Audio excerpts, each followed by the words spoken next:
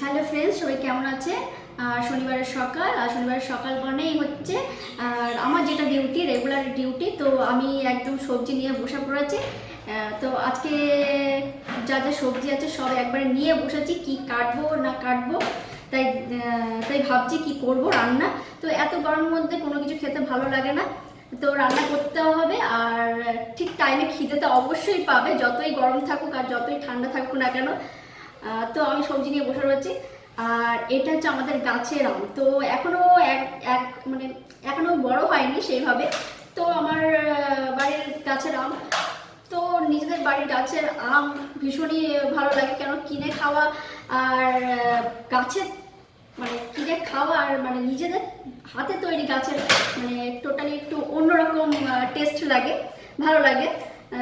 তো পুঁই শাক তো অবশ্যই করবো, পুঁই শাক নিয়ে বসে পড়েছি।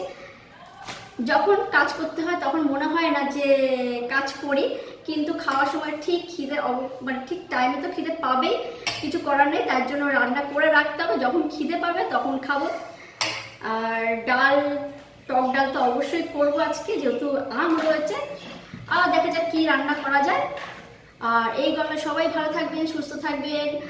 আর কি বলবো, কিছু বলার নেই।